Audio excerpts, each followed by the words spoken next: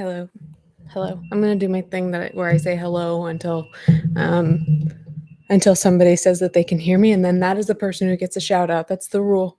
That's the rule moving forward. I said this in a previous BAP. The first person who lets me know that I'm heard, you get the first shout out. Lauren Targaryen, thank you. Special shout out to Shelby and Amanda Joe. Thank you guys. Thank you so much. And welcome to basically a podcast episode 27. Hello. You've seen me too. That is important. That's important. Sorry you didn't win this one, Leaf. But yeah, welcome. Here's the tea. I'm going to keep it short and sweet at the beginning and the end of each of these podcast episodes. Not necessarily the podcast episode itself, but as far as like all of the terms and conditions, more or less, that stuff you can find in the description in terms of just like, protocol to follow, rules, where to find me, all that good stuff. I want to make sure that I'm keeping this podcast as like audio friendly as possible, or like playback friendly as possible. But I've been watching a lot of like, I tend to consume video podcasts. And even then, I think I desired to give the same experience as the podcasts I've been enjoying.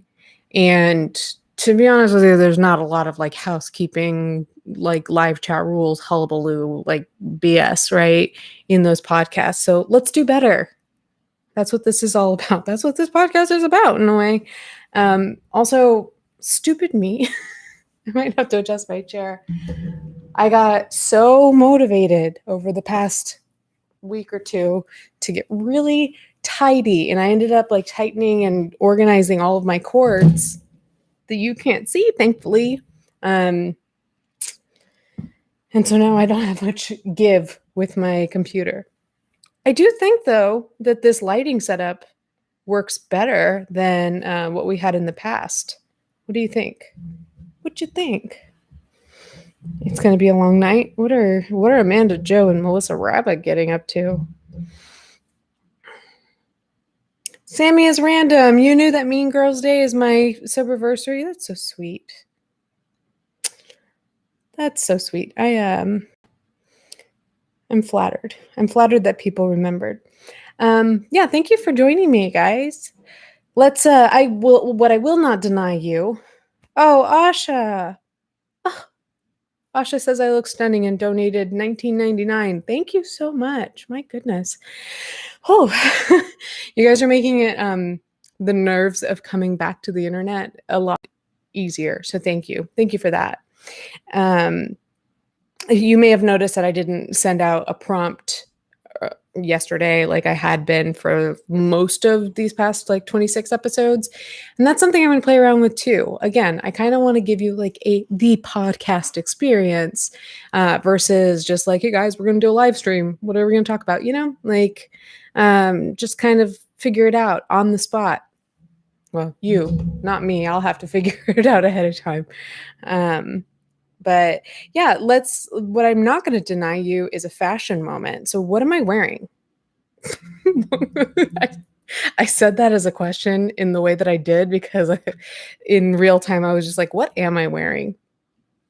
I know that I copied down the name of the dress and the designer in the when I was typing out the description, but I remember it being, I don't typically have a difficult time pronouncing names. And so this one really just like kind of like kicked me in the shins.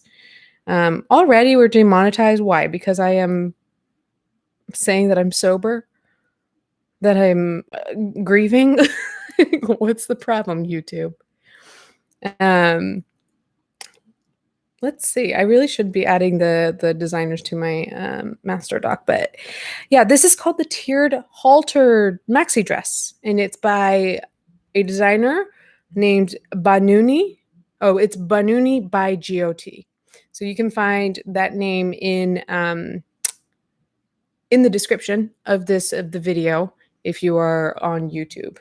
If you want to check it out, if for the audio listeners, you can check out Instagram. I posted a picture in it. It's a fun little like boho moment. I realized that I ordered this in a size petite. So just so you know, some things that I wear are things that are going to be like, permanent-ish fixtures in my closet, and thus they're not available. Like, I'll tell you where I got them and give you a link so that you can go buy them. Some things I'll buy and I know that they're going to be fun for like a one-time video, but then I know that like I'm probably not going to wear it again and don't have space for it. So then I'll put it on my Depop, depop.com/Elise. You can find me there. And then other times you'll see me in something that's rented, and that's something that I'm trying now, which is this it's like go rent the runway type service. So that's why you're getting to see me in these like cute outfits and dresses, but without links as to where to get them because they're literally on loan. So that's what and to describe it a little bit, it's really just a very busy print, but it's very much in like earthy tones, lots of like dark greens, oranges, a little bit of reds, yellows. So it's very much a little earthy moment. I don't know if you guys remember. Do you remember? Were you a Girl Man's podcast viewer? Because there was one podcast where I got this boho dress, and so I just had to wear these cowgirl boots that I got, and I wanted everybody to know. I showed everybody my boots, and I am talking to Amber, and I'm realizing that like a lot of people went through that phase when they were like toddlers. And that's the moment that I had on that episode of Girl Man's podcast, and putting on this boho dress. I was so excited. I'm like, oh, I'm going to put on those cowgirl boots, and I'm going to have I'm going to have boots moment. So if you saw on Instagram, I said I'm back in barefoot. It was going to say back in boots. And then I tried them on and I was like, this looks so dumb. This is so dumb. But yeah, I don't know how. I'm thinking that this dress normally runs pretty tight and very long, like very much for supermodels. So just so you know, if you do go looking for it, I'm typically a size like 2-4, and this is a 6 petite, and it actually is pretty long for a petite dress. And I'm 5'3", for what it's worth. Sorry to the audio listeners, if this means nothing to you. But I see a couple of super chats coming through, and I really want to recognize them because you guys are super generous. I think we lost Renee. I'm not sure if Renee is still here. I did say thank you to them, but again, thank you to Renee for the first little donation at the beginning just to say hi. Asha also said, I have a wedding to go to in October. Might need that dress. There you go. I mean, I'm trying out this. I'll just tell you guys what the subscription service is called. It's called Nuuly, Nuuly, and this was from my first box from them. So after this, I'll order a new one, and we'll see what comes of that. But what's really exciting is that I've been so falling in love with all the things that I'm saying on Farm Rio, but I just don't see myself dropping like $200 and $300 a dress on something like that. That those things that are such like. They're wild and bold enough to where I don't know that I will get a ton of use. I don't get a ton of use out of anything because I have so many clothes. That's what the problem is. That's what it is. So Sweet Sienna, $70 Canadian. Thank you so much. I don't deserve you. I don't deserve you, Sienna. Get out of here. Get out of my echo chamber. I'm just kidding. Long time playback crew, but finally managed to catch you live. Yay! I'm currently at work and cannot stick around, but wanted to send you some love. You're so incredibly genuine. Mad respect and love from Canada. Thank you for the love from Canada. Sending you love from the US. I also noticed that Logan really water ganged us all right at the beginning of this, huh? I love you, Logan. And Taylor, just a journalist, says, hi, by the way, I love you. I'm so proud of you for another anniversary. Bob is celebrating you. I love you, and so does he. He's so proud. Heart. Thank you. Thank you so much. Grief is one of those funny things. It's one of those things where, and forgive me if I'm kind of all over the place. I wrote down some like bullet points. But I want you to know that in terms of like what I speak, when I talk about what I believe, there's half of my brain that's like, this could all be bullshit, what I believe, and it can all be spot on. I don't know. I don't know what I don't know. So there are times where I attribute things to Bob and I'm like, am I just making this up? Like maybe, quite possibly. And there are other times that I'm like, maybe it doesn't fucking matter. So I do like thinking about my brother in such a way. Say, Jack, money. Thank you for the money. So what did we want to talk about today? I'm like asking you guys, like, yeah, more or less what you saw in the title and thumbnail. It's a very transitional period for me. If you haven't guessed, if you're here, you've probably guessed that I'm going through a lot of good and tough times right now. So if you're confused as to what I'm talking about when I say Bob's anniversary, my brother passed away on the 29th of September, 2016, where the like legal death date, I think, is the 30th. So it's like one of those weird things where it's like, when do we celebrate? So celebrate or memorialize, whatever you want to call it. But the funny thing, it's not so funny. It was kind of heartbreaking. But I was actually on the 29th. If you didn't know, I've been mostly away from YouTube for about 2 weeks. I did release a video last week. No, the week before last, sorry. No BAPs for the past 2 weeks. But I decided to like take some time away and actually do like life things.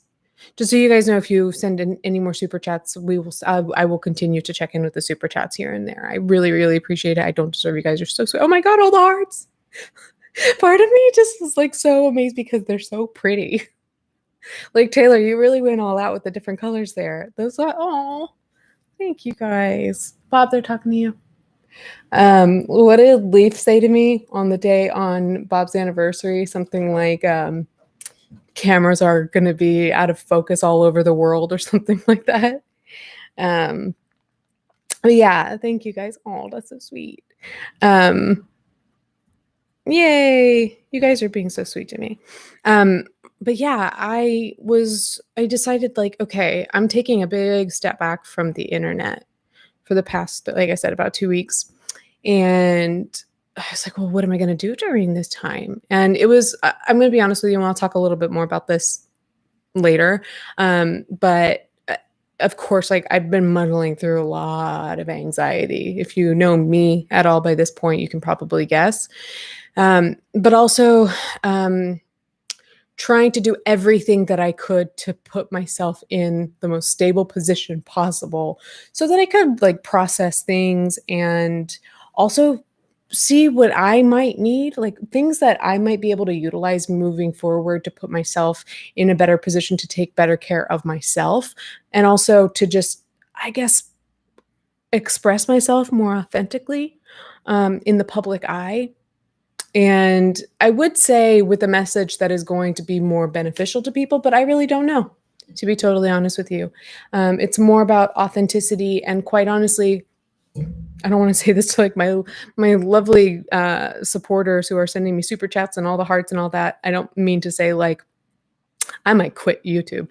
I don't think I'm going to. But being able to step away and focus on just my life for a couple of weeks, and being so grateful to have not just a job, but a really good job.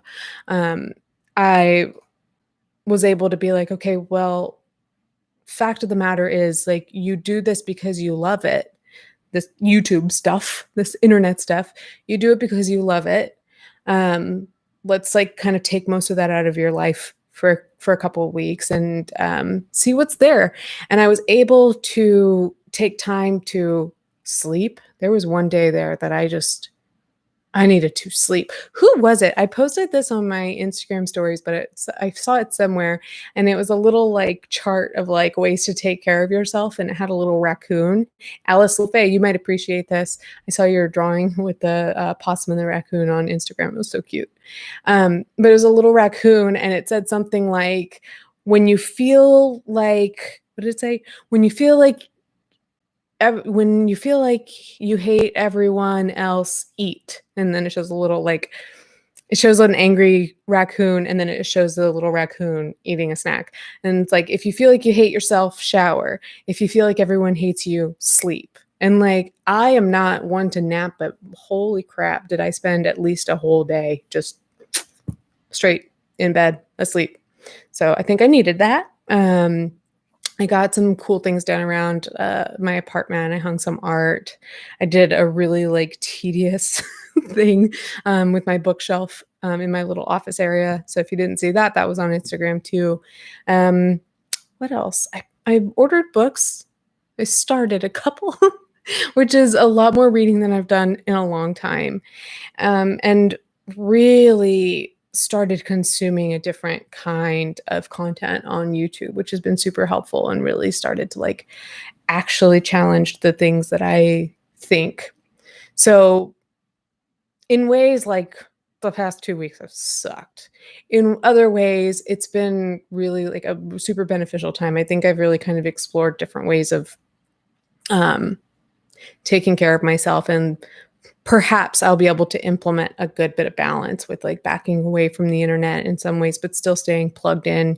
Like with this, like talking to you guys on Tuesdays and then presenting you a video on Thursdays, maybe taking a week off once a month or so. So that's kind of what I'm leaning towards, feeling it out. Of course, like I need to feel out whether or not I want to, whether or not I'm cut out for this. So thank you guys again for allowing me back into your lives for a little while this evening. So I see you guys wishing me a happy 9 years. Thank you.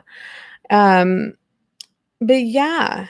And a middle of the night video chat. Just like, yes, seriously, when you're feeling just emotionally exhausted after you've had, I'm sorry, I'm going to say the A word that might trigger somebody in the playback. I had like full transparency. I had a full on autistic meltdown. I think it was Thursday, 2 Thursdays ago. And when you find yourself just totally emotionally exhausted and you're like kind of back on the mend, but like you've got no resources to give except for just like this like kooky, weird, foggy state of mind, just go ahead and join a video chat with 3 other of your friends and just be your weird self completely and fully, where I would say they fully appreciated me in that moment, but I might have just been a total pain in the ass. I don't know. Sajak, you let us know. No, you don't know. I'm not going to put her on the spot like that. But hey guys, I forgot about that, Sajak. Oh man, I wish we had that on recording. Hey guys. Guess who am I doing an impression of? Hey guys. It's not mean. It's just loving. So yeah, that was all to say that I also got some things taken care of that I'd been putting off. Like I scheduled a couple of doctor's appointments. Should I tell my driver's license story? Because, oh my gosh. So when I moved down here to Georgia from DC, I did that back in March. So sometime around like June, I applied for a driver's license again. I haven't had a driver's license since December of 2008. So I had to go through the process of getting like a learner's permit and everything. And I went and took the written test, I believe. I don't know why I didn't expect a photo, but I just wasn't expecting a photo. And then when I saw the photo, I was just like, oh. It was like my hair was like stringy and I just it looked like a mugshot. And and not only that, but they had my information, like my height and weight, stuff like that. It was all the stuff that I had given them in high school. And believe it or not, not just my weight, but my height has changed too. But I'd just been like, I knew I had to go down I had to do car stuff, right? I'm driving now. I'm a driver. I have my own car. It is in my name. Hell yeah, who is she? Seriously, I hadn't even taken a moment to appreciate that. But I've got a car and a driver's license. The problem is I never received my driver's license in the mail. So I thought, you know what? Here's what we're going to do.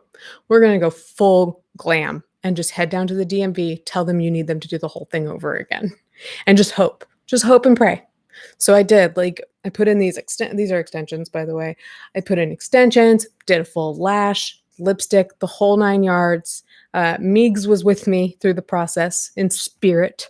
She and I were texting the whole process, and she was like, they'll let you. And I'm like, I really don't think so. They have no reason to let me retake my photo. They've got that shit in their system. Like, why would they? But I just went in pretty confidently, and I was like, hi, never received my license. But also the information on my learners was incorrect. So can I just like do that to retake my photo and all that? And they were like really cool about it. DMVs have gotten, in my experience, knock on wood over here, but in my experience, they've gotten a lot easier to deal with. Like the people that I've dealt with at DMVs are like so nice. Who's Olivia Rodrigo, Cassie? Oh, driver's license is okay. I don't know that song, but I know that there is a song called Driver's License. That was cute. That was funny.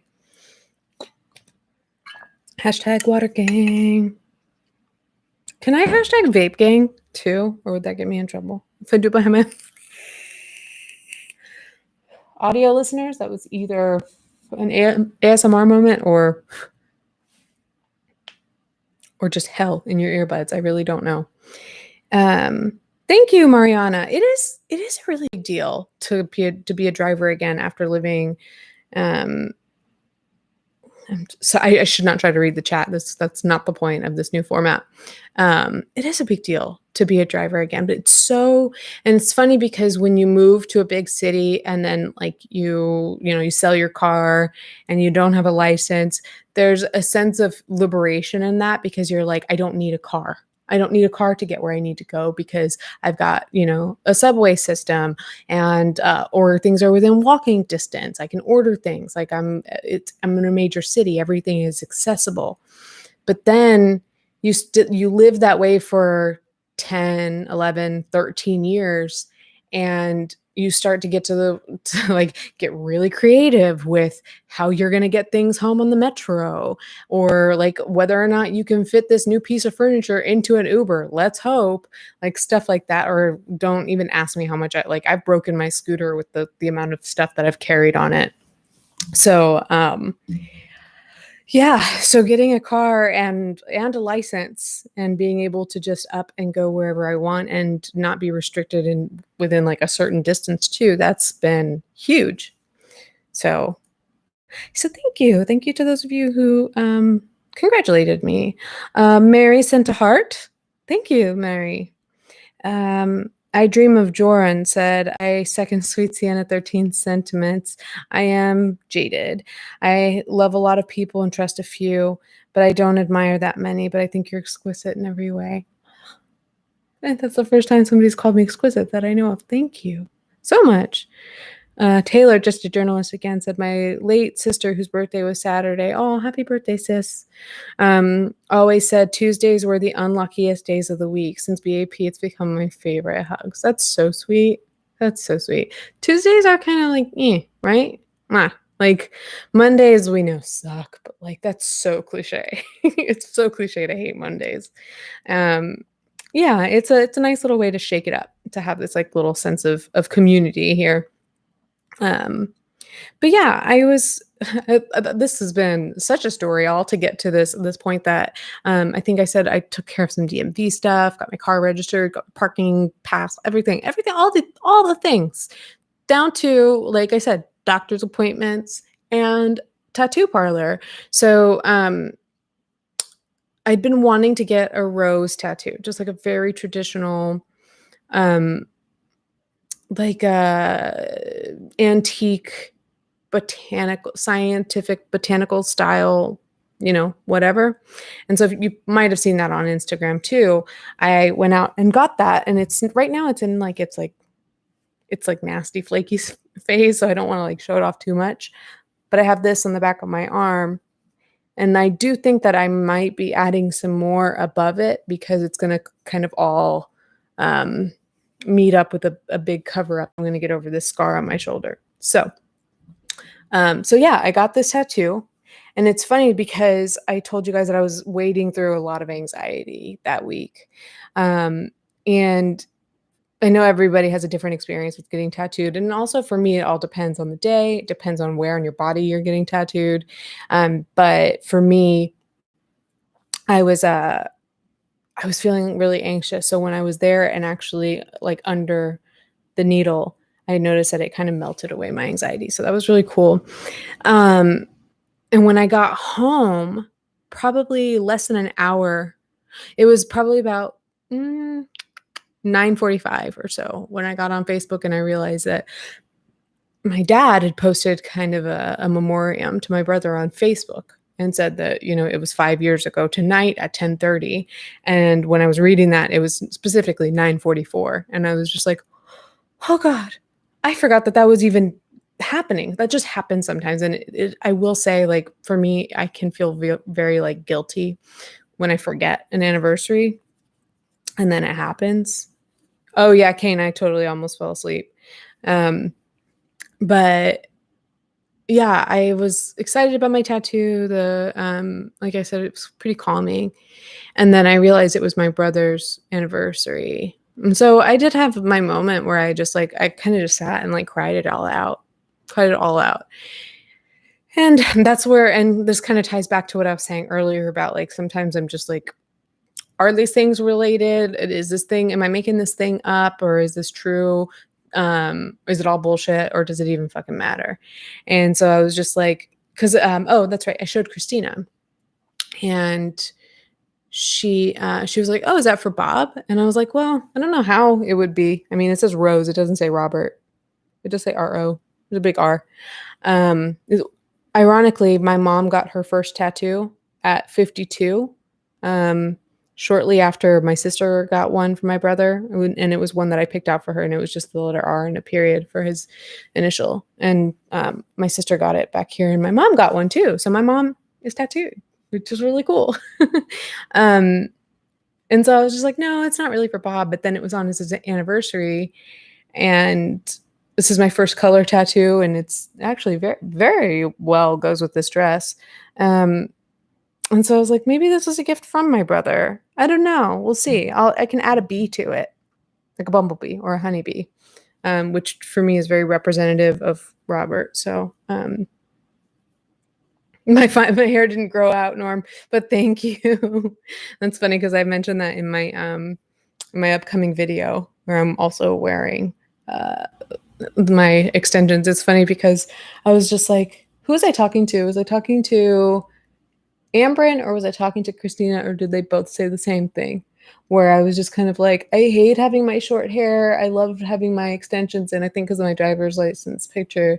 And one of them was just like, wear them in your videos. And I was like, no, because people know how short my hair is. I think it was Ambrin. Was it Ambrin? And she was just like, so what? It's like on YouTube, creators have like a wig one day. It's like the wig era. You have a wig one day, your hair's long one day, and it's a certain color one day. It's short another day. It's a different color. Like, who cares? So I was like, okay, deal. So I started wearing my extensions whenever I wanted to. Thank you, Mariana. Yes, a bee would be wonderful. And it's something that I've always tied to my brother. So I just want to make sure I'm doing it in the right way. Those like scientific botanical drawings of bees too. I actually have looked at those years ago and picked out one, and I just didn't know where I wanted to get it. So that could be really cool just to kind of add to a collection if that is something that I'm doing. We'll play with it. So as you saw in the thumbnail and the title, not only did I have Robert's anniversary, but also my sobriety anniversary. It was 4 days later. And so it's such a convoluted experience because, it's something sad followed by something so celebratory. But over the past 5 years, those two events in my life have become so married to each other. I've kind of alluded to this on my channel and talked about just some really difficult things that I've gone through and like what has gotten me through that moment, at the very least, just not picking up a drink, is really thinking about what I did to get through my brother's death and make it to my 4-year anniversary. So, the fact that my brother passed away just a few days before my anniversary in a way that kind of messed with my head at the time. And then I got there and I remember being so joyous on the day of my anniversary. my 4-year anniversary. And maybe it's just because I got through, I got through and made it to that day that I didn't know if I was going to make it to that day. And thank God for the people that I had around me at that time. Christina doesn't watch these, but serious, thank God for Christina. So there's that. BAP tattoos, please don't do that. But yeah, so and the funny thing is, and I started going to grief therapy the March after my brother died. So it was like 6 months or so in between, or maybe a little even more than that. No, about 6 months. And I hadn't really lost a lot of people in my life, but when I did lose like a grandparent, or when my Auntie Lupe passed away, I was able to identify what I wanted to make that person's legacy for me, not for the rest of the world, but for me. I don't know if I've mentioned this on my channel before, but when my grandpa, my dad's dad, passed away, I didn't spend most of my life knowing him that well. We spent time with them when we were kids, and then my dad moved him from Phoenix to Virginia. It's a whole story, and it's so sad, and it's just it's depressed. It would depress anyone. But my grandfather was dying of Parkinson's and dementia, and he was only 62 years old, and looks a lot like my dad. I've got to find these pictures of my grandpa and put them on Instagram or something. He was such a looker. Holy crap. And my grandma too. They were just such a gorgeous couple. If I can paint a picture, if you know what my dad looks like, basically my dad, but not Korean, not half Korean, just my dad, his black side, very closely resembles his own dad, just doesn't have the Korean features. And then his mom, who is obviously at this point, you can do the math, Korean, really long, silky, straight hair in the 70s, like these pictures that I've seen of them. And they were just so well dressed, the two of them. You could tell they were super fashionable. And I wonder if that's where my dad gets it from. I wonder if I get it from my dad. But they're just so much fun to look at in photos, but I don't have a ton of them. But just a beautiful couple. And then my grandpa was in the army, so they have all these pictures of their beautiful family just around the world in the 70s or so. So it's pictures in Rome, pictures in other parts of the world. It was really cool. If I can find some of those photos, maybe I'll put them online. Why did I even start talking about my grandpa? Oh, yeah, at that time, that was shortly before I was able to kind of quote unquote get sober the first time.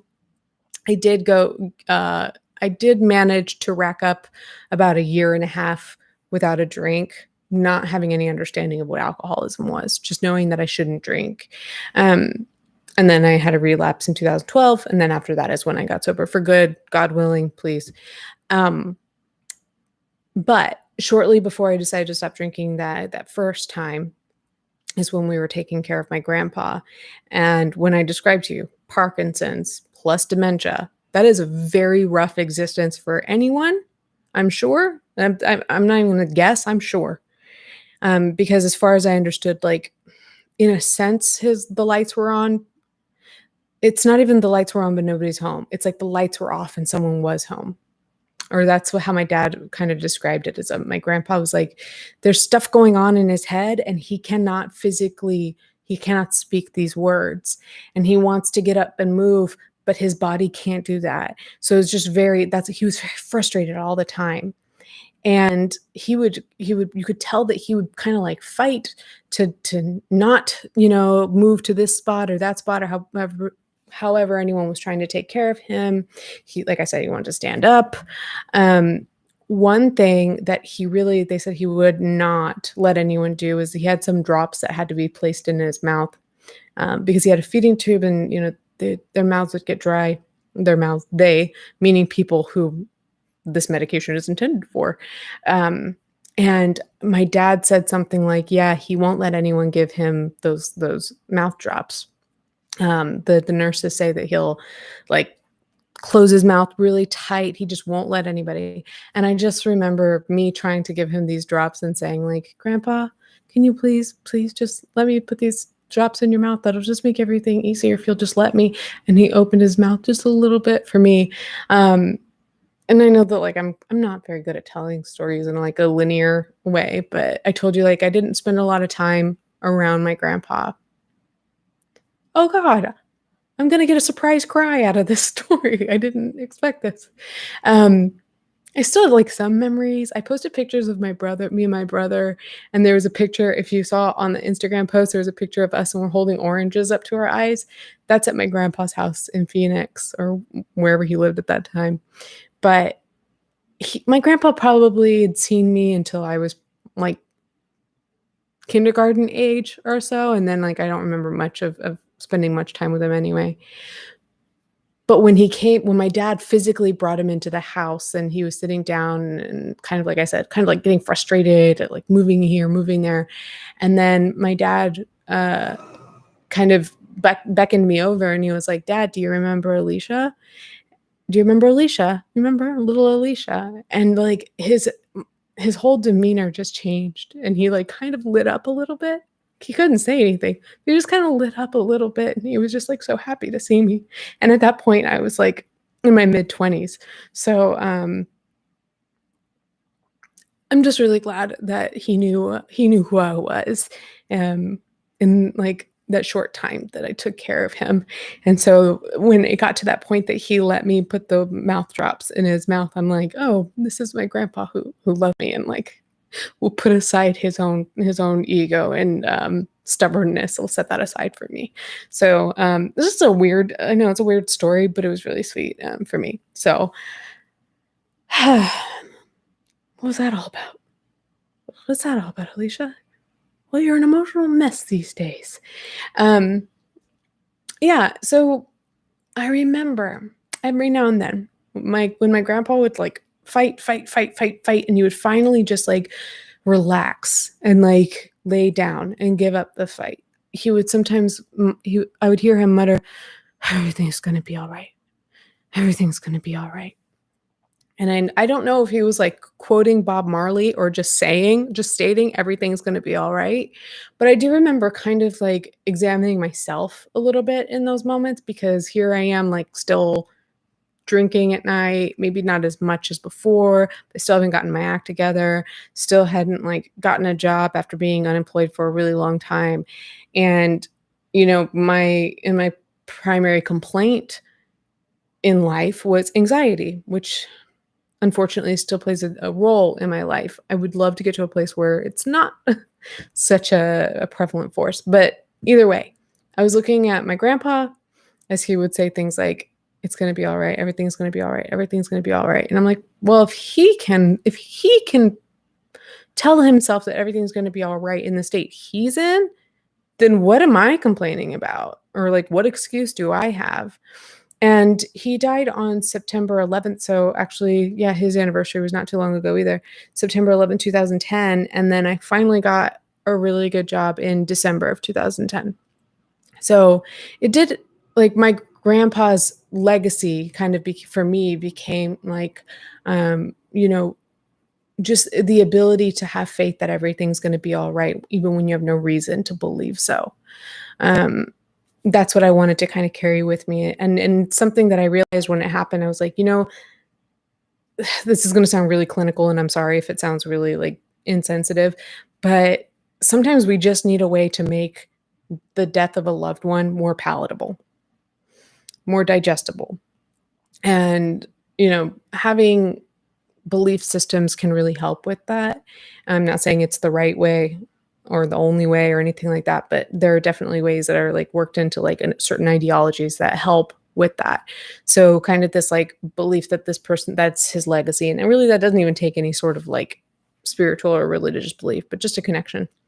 Then when I lost Lupe, I call her Loopy. It's awkward when I talk about her to people who are not in my family.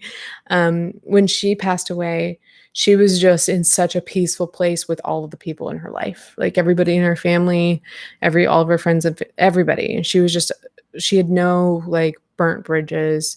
And her dying wish literally was to have all of her sisters in one room before she died. And it was I think 3 hours after her last sister got there and all of them were in the same room, that she passed away. And then another interesting fact about that is that the coroner told my mom that she had a smile on her face when she died. Like, she looked like she was looking at something that made her happy. So there's something about her that she came to a place to be actually, or I don't know how much of it she might have been faking for everyone else, but she seemed like she had really accepted her mortality. And what are you doing, Alicia? What are you doing? Why are we going to go into all of the most gut-wrenching because that's what I'm going through right now. She was far more like religious, far more churchy for sure than I was around the time that she died, than I am or ever really have been.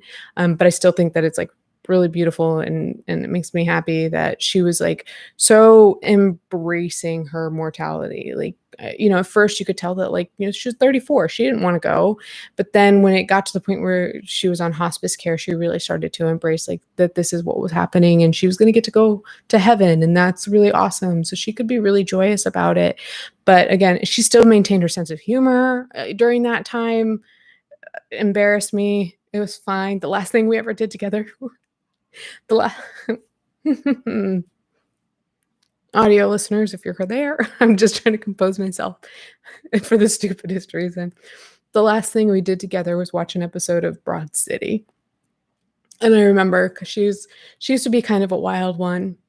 But then at this point, she'd had 3 little kids and a husband, and she was, like I said, super churchy.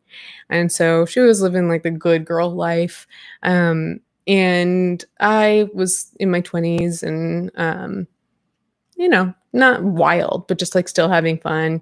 And that was something that when we had talked last, we both said that we liked Broad City. And so I remember her being on hospice care, and like finally when it was just me and her for a little bit, I was like, there's another episode of Broad City. And she leans over and she goes, do it. And so I put it on. It was, I think it was the first episode of season 3, if I'm not mistaken, which is one of my favorites. The one that starts with Lizzo, let him say. So, so when she died, I thought, you want to make sure that you stay on good terms with people, or get on good terms with the people that you care about, and stay there as much as possible. But at the very least, remind people that you love them, because you never know what's going to happen. But I wanted it. Oftentimes you hear people say, like, you never know what's going to happen. Make sure that you wish people, to let people know that you love them, especially if you're about to get on a plane or they're about to get on a plane or something like that. And I do that. But even taking that a step further and really like seeking harmony in your relationships, I think is really important. And I think that's something that she was able to exemplify by the time that she died. So that was Loopy's legacy. When my brother died, I really struggled. If I'm being totally honest. Like, sure, I could extract something positive, and I tried to do that. Like, well, my brother was good at this. My brother was good at that. He was a very selfless person. He was able to be accepting of anybody, with no matter where they came from or what. Like, all these things that are great, but I was trying. I could tell whenever I would think of these things that if I tried to pursue a way to find his legacy in those things, that I would be forcing something.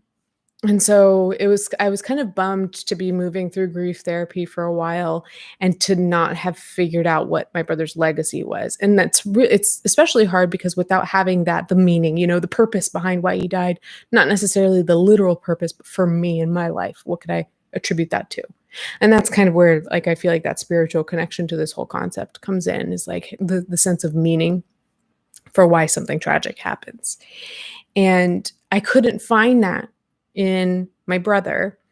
And so that just made the grieving process that much harder. To be fair, and I'm just making this connection now, just so you guys know, you've heard me talk shit about Trunk Club. I don't care. I'm a recruiter, and you're like talking about ex-workplaces. It doesn't even exist anymore. I had the worst experience in my life working at Trunk Club. It was an incredibly abusive and toxic and hostile workplace. It was terrible. It was the worst.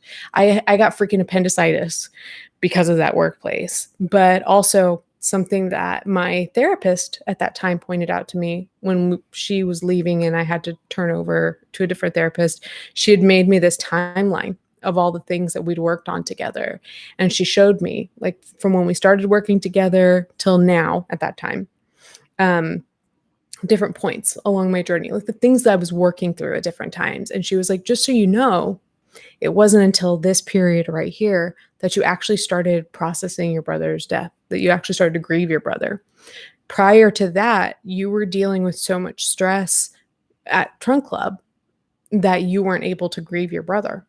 And I was like, oh, that makes a lot of sense, because that was just one of the worst times in my life, and a time where I just felt not understood at all, not cared for by the people that I was supposed to be in contact with every day. Oh, that was such an awful time. That was such an awful time. But around the time that I was able to start grieving my brother was when I took on a better job. Shortly thereafter, I met Jake, and things started to process. So maybe that the reason I bring that up is like maybe that had something to do with it. Like, how can you really find a person's legacy if you can't even get to the point where you're even really starting to grieve them? So it just became a clearer. It didn't hit me at any one point, but it just became clearer to me over the past 5 years that my brother's legacy, or the reason for my brother dying in relation to my life and what it means is in order to keep me sober. And it's just that simple. And that's as simple as it needs to be, because that is the most important thing for a sober person. Protecting your sobriety is the most important thing in your life, because you cannot be present for anything else important unless you are sober. So it kind of became this thing where, because they were only 4 days apart, his anniversary and my sobriety anniversary, because they were so close together, and it took getting through my brother's death to get to my anniversary. And then now every year it takes getting through his anniversary to get to my anniversary and celebrate that. It really has become a reminder that, like, you got through this thing sober.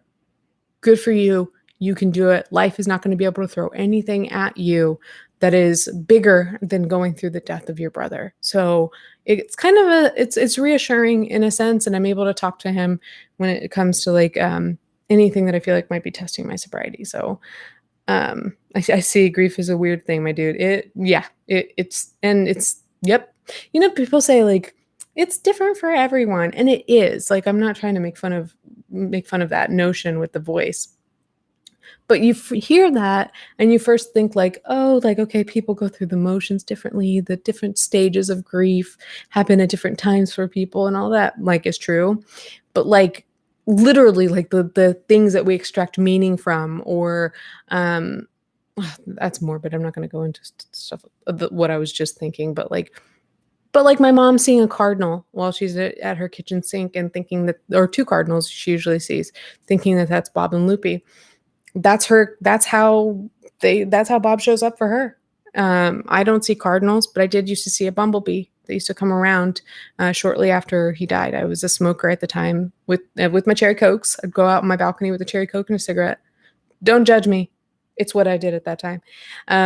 But this little bumblebee would come and visit me and want to sit on my cherry coke cans. So I would let it. I don't know if bumblebees drink cherry coke or any type of insect. But Sajak, same. In quarantine, when people started picking them up again, I would smell them on the street. I still like the smell of them on the street. Anyway, so yeah, it's just weird. It's different for everyone. It shows up. Some people get angry at times. Other people, it doesn't show at all. Like, or you could be 4 days later and just like bubbly and joyous because it's your anniversary. Like, seriously, it's a weird thing that nobody can really explain in any time frame, I don't think. Sajak, you misspelled that word cigarette. Sorry, audio listeners, but hopefully Sajak will pick up on what I'm talking about. Bumblebees are cherry coke addicts. Get it trending. Yeah. So I don't remember exactly how I got to my brother's legacy from like this whole tattoo, but I do get tattoos, or I do get a tattoo every year on my anniversary, my actual sobriety date. Um, and I can't show it to you because it is under this dress. And so I literally would not be able to do that legally and by YouTube's terms and services. But there's a picture of the stencil online. Once it heals a little better and I like feel cute or whatever, I'll probably post a picture. But essentially, I got after my first 1 year anniversary, I got a raven, just a silhouette of a raven in flight, just a black silhouette, tattooed on my hip. And the whole plan was every year on my sobriety date, I would get another bird added. Um, just on and on every single year, and that would be my yearly tradition. And so that has been my yearly tradition, whether I have some sort of like little party or just that. I've always gone to a tattoo shop and gotten a raven added to my collection. And it's funny because now people are like, that's so cool, and they don't question it. But at the time, like when I was starting, when I was at like 2 or 3, people were like, okay, but what happens when you end up getting like 50 of them? And I'm like, well, then I'll be sober as fuck. What are you talking about? Like, what do you mean? The whole point is to have over 50 of these. And then the other question is like, okay, but then what happens if you relapse and you've got 3 of these birds or 5 of these birds or however many of these birds? I'm like, well, then that serves as a reminder of how far I got before I relapse, because I won't be able to add birds to that anymore until I have that many years sober again. And like, it's different for everyone what keeps you sober, but that helps me because I have this reminder on my body that's like, hey, dude, you've racked up 9 years. 9 years there. Look at that. Be proud of yourself, but also like, don't give that up. So, oh, I just saw that Amanda Joe saw a bumblebee a few days ago hanging out on a bush. And you were at a stoplight. You thought of me and Bob. That's so sweet. Thank you. So yeah, so that's kind of how my brother's death, my sobriety anniversary, my tattoos, how it kind of all plays in together. And to the point where I don't know if this is super boomer of me, then forgive me. But I don't know do people here even use Bitmoji, like the Bitmoji keyboard? Because I love it. I don't use it a ton, but Christina and I definitely have used it a lot. My mom likes them. But they like, I don't know where they're getting it from, if it's some sort of like some Gen Z-ish side of the internet that I'm just not tapped into, but like these Bitmojis will bastardize certain words and just make it funny. So instead of happy birthday or birthday or something like that, there's one that says like Bordoy instead of birthday. And rewind. So we started calling my anniversary, my sobriety anniversary, my tativersary. So it's usually what I call it. And it's gotten to the point where I'll say it's my tativersary and I won't even realize people don't know what that means. But then it goes even further because I send Christina a picture of it and she's like, oh, happy tatabordoy, which is the funniest thing. But she did feel like, because Christina and I hadn't talked in so long. It's bad. I need to get better about it. Hence another reason I should probably spend a little less time on the internet. But she was like, see, Bob brought us together, because I, of course, texted her when I was getting this tattoo. I texted her the stencil and we started talking again and catching up. And she was like, see, Bob brought us together. Like, so I do think it is like whatever is meaningful to you at that time, it really doesn't fucking matter. Because I'll tell you what, if none of this matters, if we all just become, like some people say, like worm food, or like all that is whatever time we spend here on earth, and then it's all over and nothing else matters, then at the same time, like if I want to believe that my brother gave me this rose tattoo or that he brought me back together with my best, like what does it fucking matter? Like if it helps, then why not? Like, I'm not deluding myself in any way that's harmful. That is a different story, but that's a story for another day. So I'm gonna hashtag water gang. I have forgotten how much water I need to drink on Tuesday nights, because just from talking.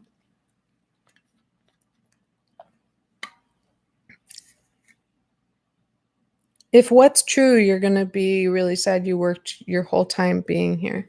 What does that mean? Well, we all got to work. You just got to find ways to really enjoy your life and find meaning in it, right? We're all on that journey, I feel like. Which kind of gets to really the broader thing that I was going to talk about, which is mental health. And I really don't know. I don't know exactly what to say about mental health and where I am because I don't know where I am.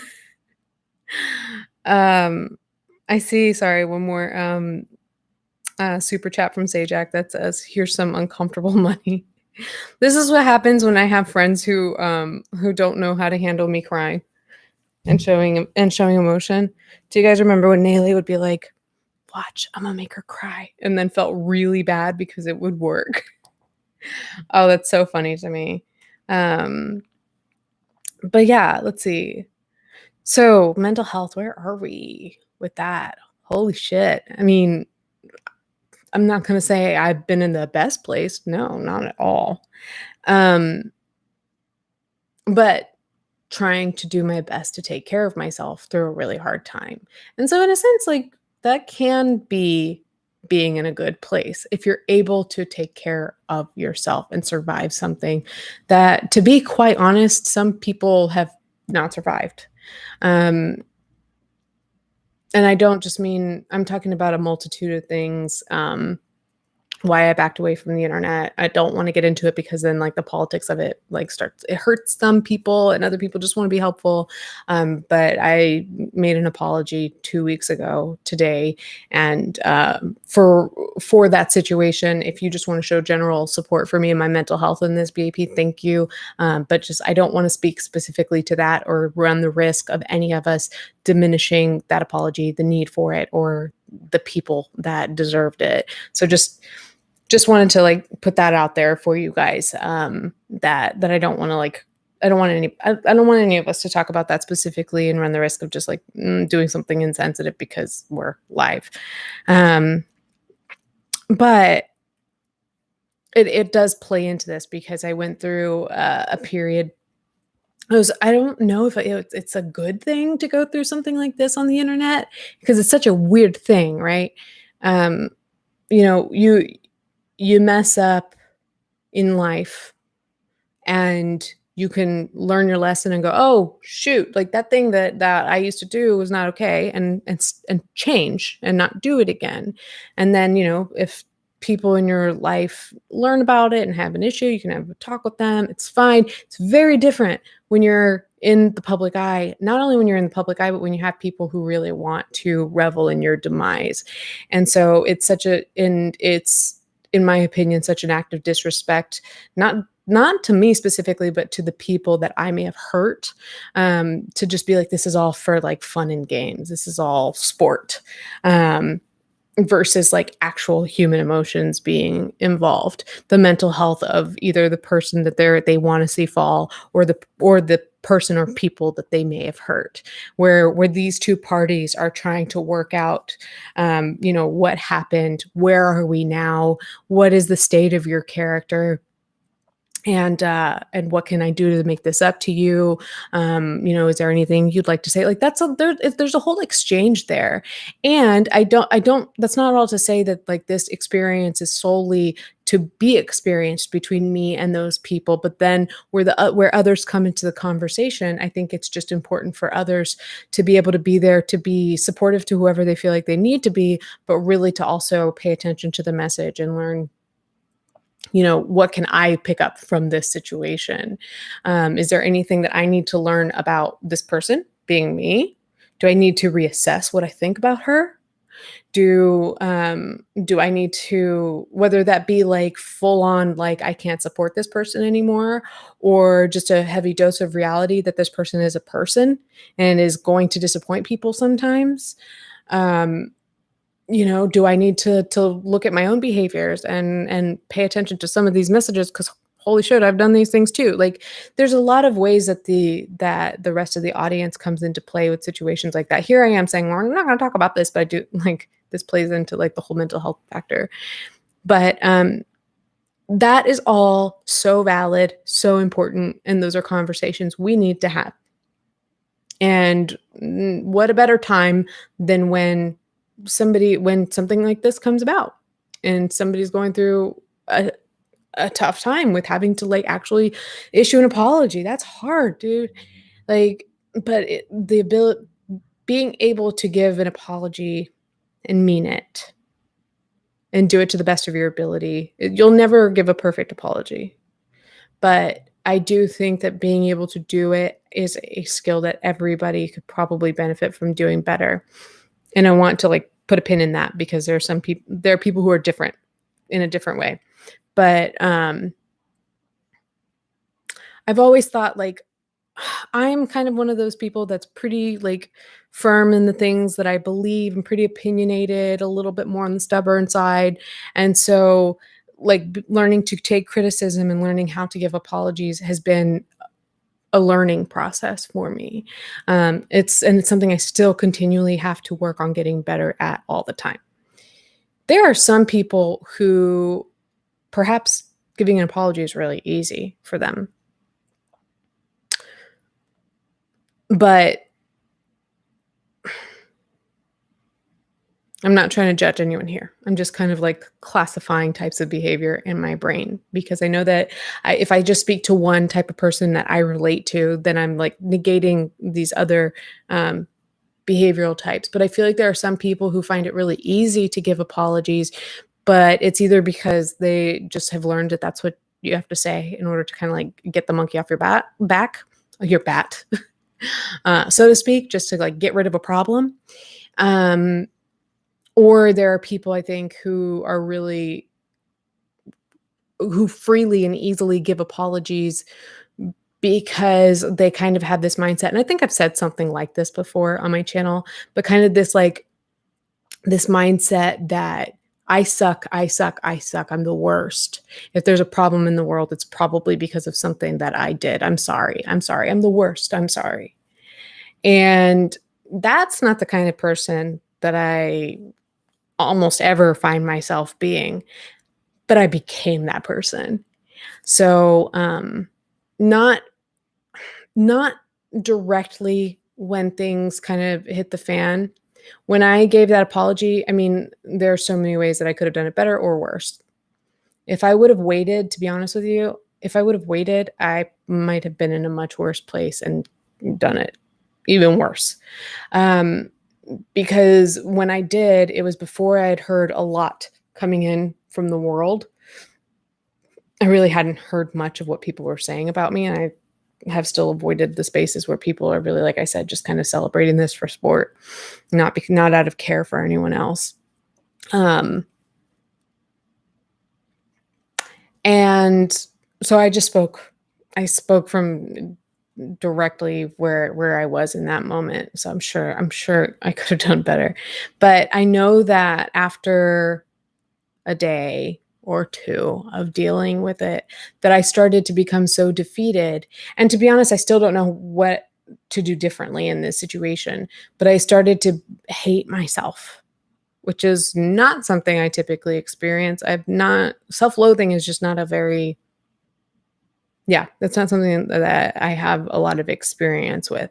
But I really genuinely started to believe that like I was not worthy of any sort of love or comfort or expression of support or even just reassurance that I'm just like a good person. I didn't know how to accept it. And I don't know. I don't know if I'm perfect at it now. I mean, I've healed somewhat. But yeah, I'm still dealing with walking into a room, so to speak, because there are no rooms for me to walk into here except for my own home. But like online spaces where I'll like go into like say a group chat or something or like a live chat or something where like my quote unquote friends are, like my online friends and acquaintances, and I will make something of nothing. My anxiety brain will turn on and say like, oh, the chat's quiet or whatever. People hate me. And I think to some degree, some people are disappointed in me. And so like legitimately, like don't want to talk to me, don't want to be around me. Some people might be disappointed with me and or are just stressed out by the situation because a lot of my subscribers and followers and like the people who are close to me online would get so emotionally invested in the things that happen to me online that if something really kind of devastating happens to me or my community or within my community, they take that on. So I know that that happened. And I know that I can't hold that against people. I know that there's just a very simple and pragmatic side of this where some people have to just distance themselves because there's a kind of like guilt by association narrative online. And I hope that that's not offensive to anyone. That's not in any way meant to take away from like the severity of what I did. But there is this whole culture of like, we've heard YouTubers talk about it and it's a real thing. So it's just such a weird experience that is not like anything that I have experienced in like real everyday life.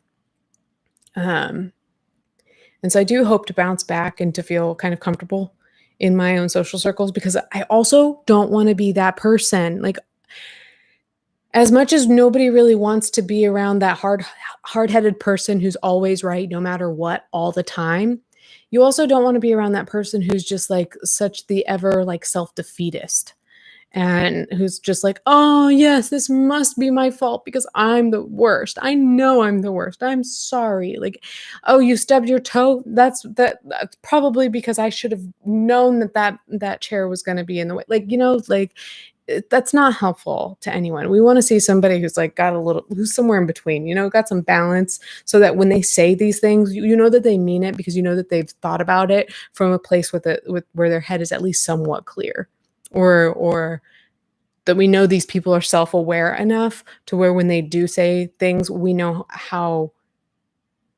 aware they are of truly like their impact. So, I've not looked at the chat, and so I'm just having faith that everything is okay in the chat and that, things are cool. Somebody scream at me if I'm having a problem. There's a super sticker. Oh, from Paige Marie. It's a microphone. Thank you. Yeah, it also that just reminded me. Thank you for the break. If you do check out my dress on Instagram to see it kind of the full thing, remember to leave a microphone emoji just to let me know that you came from BAP.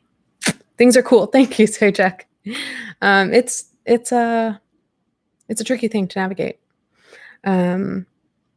Audie says there's a middle ground between groveling and self-deprecating versus not apologizing easily. Balance is for sure a key. Really, really important. Yeah, because you can be, like I said, neither of those states of mind are helpful to your community. You've got to be grounded enough from your ego to know that like you can fuck up, that you can be at fault for things sometimes, but also grounded enough from this like personal hell or like self-deprecating, self-loathing place, grounded enough to know that not everything is your fault and you're not a martyr for pretending that everything is due to you. That is just you. That tells me, and I could be being judgmental as fuck towards this hypothetical person or this hypothetical version of me or what. But people in that space, I think sometimes it's easy to just be like, all the problems of the world are my fault, and it prevents you from actually truly having to introspect. And because it can be really painful to really truly examine how much of this is my fault, how much of this is where I fucked up, how much of this. Another thing too that is difficult at times is like, hey, I might actually have to confront somebody else about this thing. Perhaps this isn't my fault nearly at all. I'm not talking about my situation, but I'm just saying in general, when dealing with conflict and attributing everything to yourself, I do have a tendency to internalize. I'm not self-loathing, but I do have a tendency to get very anxious and think that I'm the one who has to fix everything. That's different. But both are, I think, a version of kind of internalizing stress and stuff like that. So, yeah, I mean, balance is key in just about every area of life, right? Chloe says, congratulations on 9 years. Thank you. I need to water gang another time. It's been a while. I'm rusty, guys.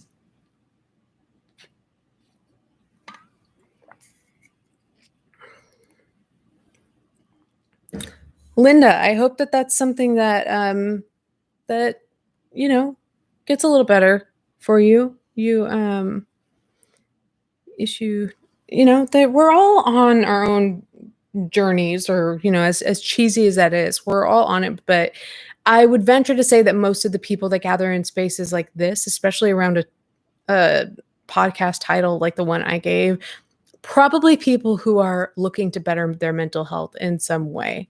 That's kind of one of the common threads that kind of brings, the 200 of us together that are here. Thank you for being here with me, which reminds me of this email that I received. I do want to read it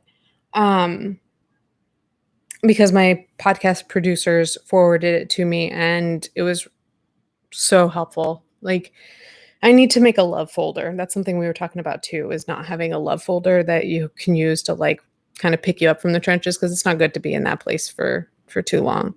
But I'm going to keep this person anonymous. But they said, so the subject is, I wanted to thank you.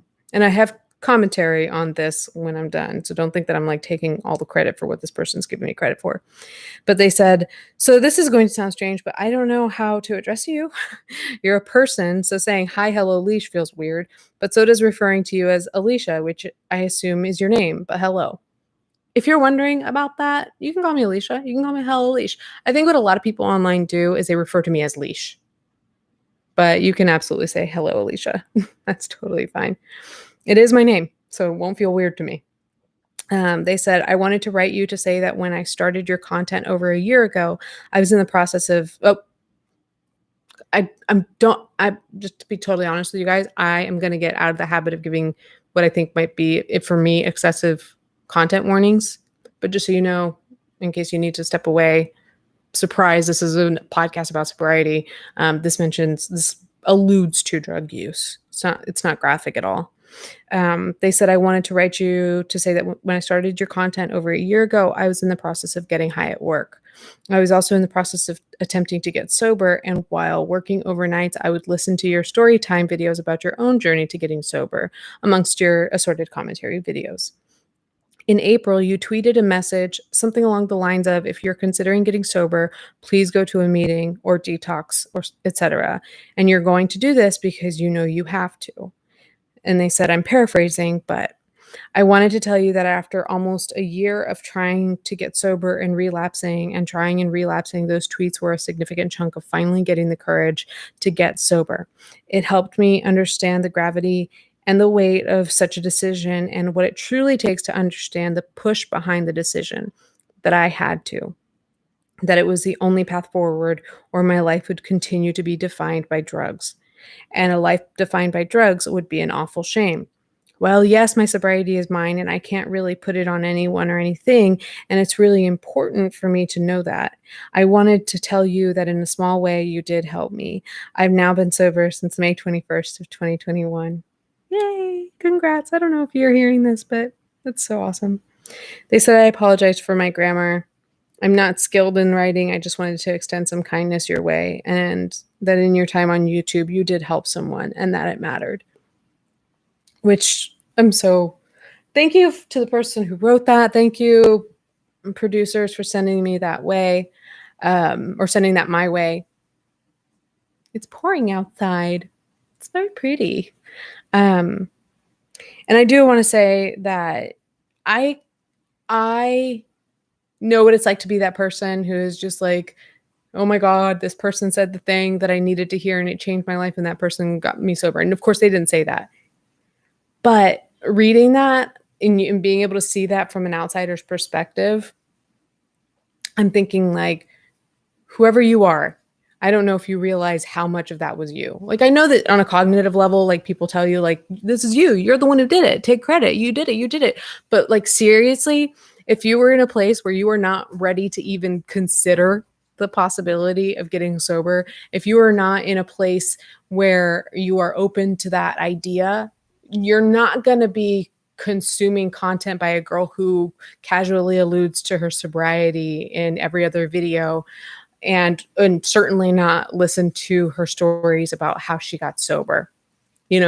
Like, if you're really in it and you're not ready to consider getting sober, you avoid those people. You despise those people in some cases. So the fact that this person was actively consuming my content, knowing that I'm a sober person who doesn't shy away from talking about that means that person was willingly putting themselves in spaces that were encouraging them to do. That was their own mind, is what I'm saying. So, and I vaguely remember putting that message out. Like, I don't specifically remember it being a tweet, so I don't specifically remember what I said. But I do remember, and it happens with various topics sometimes, I will just feel moved to kind of say something. And I will say to myself, I think I said something like saying, please go to a meeting or detox if you're considering it. And you're going to do this because you have to, definitely sounds like me. I'll tell people all the time, like, you're going to get through this. You know why? Because you have to. And there's actually, believe it or not, for some people, there's a lot of comfort in that. So it sounds like me. And I vaguely remember that putting this message out and not necessarily being like, oh, I'm going to change the world. And like, so many people are going to get this message and it's going to better their lives. But I know that when you have some sort of an audience, some sort of platform, you put out a certain message with intent that's got a very like pointed message, especially like somebody is out there who needs to hear that. So again, whether it's all bullshit and it's just coincidence and I just happen to think that at that time and know that I have an audience that might have somebody that could get to, or if it's all, this woo-woo things, everything happens for a reason. Does it really fucking matter? I don't know. It doesn't matter in my opinion. So I do at times like to put out messages like that just because I feel moved to, and because I think that somebody is waiting to hear those words, more or less what it feels like. Like, somebody out there is waiting for somebody to say this thing. So why don't you go ahead and be that person? And so it makes me feel really, really grateful that I got to be that person that kind of stepped into those shoes in that moment for this person. So, yeah, it was really nice. It was really, really nice to get that. So where am I? I'm sober, 9 years, in case you didn't know. I took a couple weeks off from the internet, kind of. I still did some things for Patreon.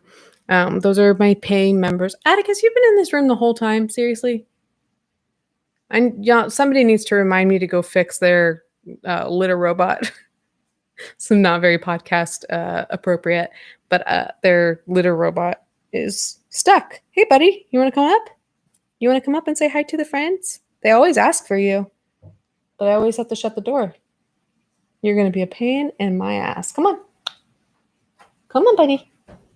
Oh, hey, come on up. You want to say hi? Can you be calm, please, and don't touch my mic? Look at him. Look at this sweet boy who got his teeth cleaned a couple weeks ago. A beautiful little man. You guys want to see his face? He's very fussy when I try to like hold him and stuff. So he's not the easiest. Like Moses, I was holding today, and I actually was able to take her into the bathroom and like pee and hold her and do everything I needed to do. She's really good at it. Oliver's pretty good at being held, but Atticus, look at him. He's a squirmy little fuck, but I love him. Such a handsome man. You're a handsome guy, you know that? Audio listeners, you're missing out, but hopefully you heard the purrs through the mic. Let's see if I can give you some ASMR.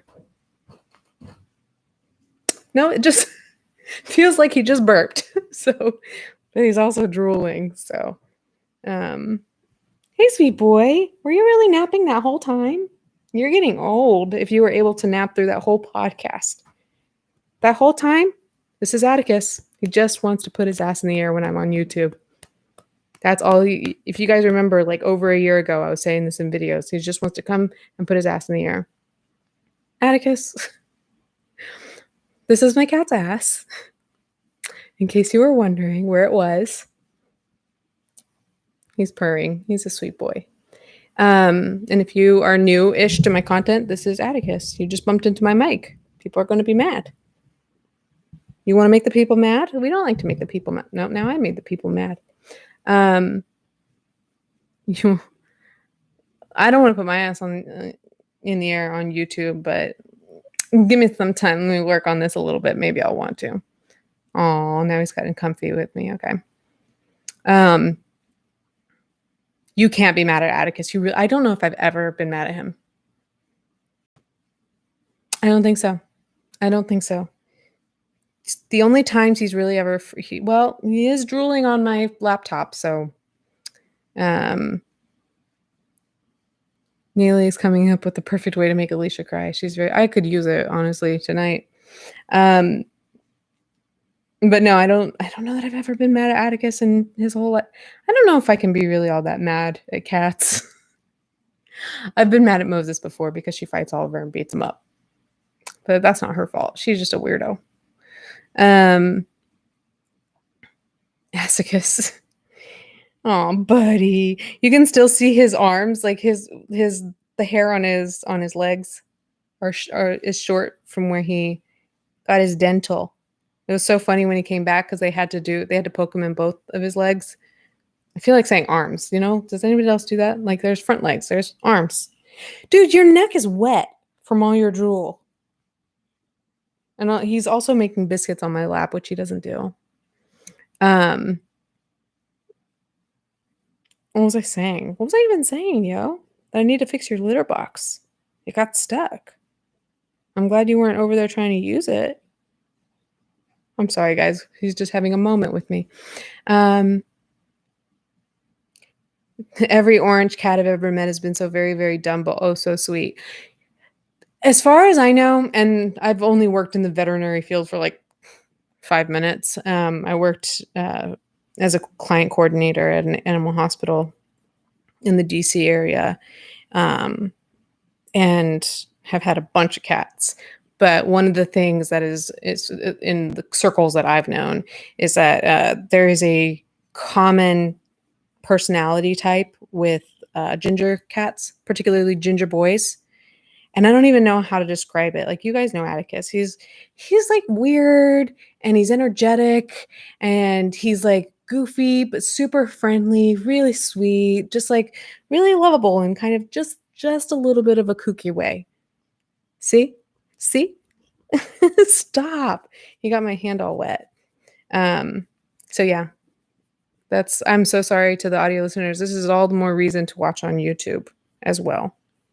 Listen and watch, just give me all your time. I'm just kidding. I don't expect that. The personality type is doofy. It's doofy, but like with some energy. It's like kind of like varsity doofy, Hands all wet on Alicia's OnlyFans. Did you just sexualize my cat? I will not have it.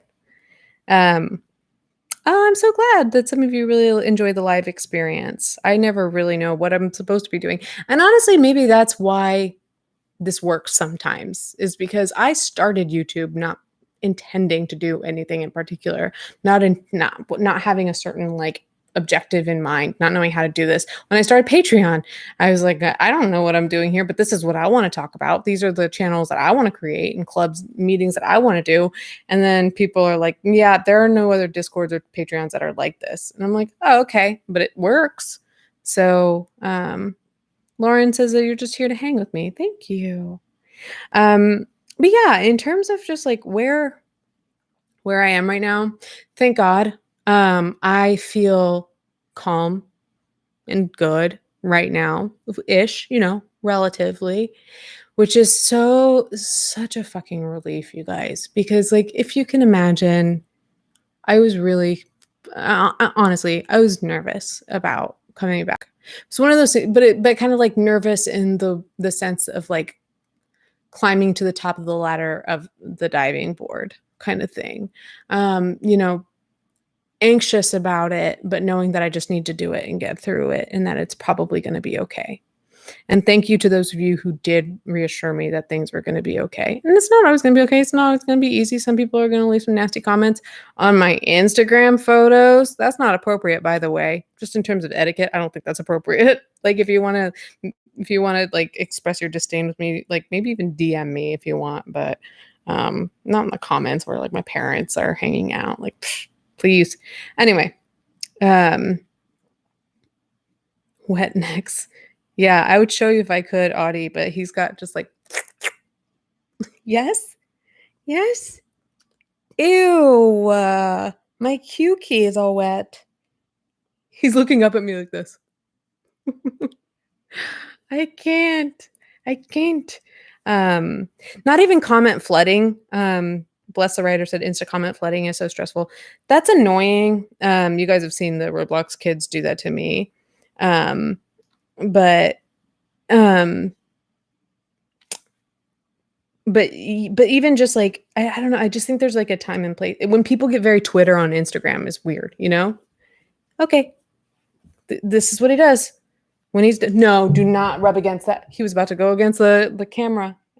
That well, I don't know what I'm going to do about this keyboard that's all drooly. But yeah, just having like Twitter energy in Instagram comments on a photo is just like, you know, time and place. My parents come around here, my family, my actual like friends. This is like the world, and it's probably my fault because I have not distinguished like Hello Leash the creator from Hello Leash a regular person who's been on social media since Facebook launched.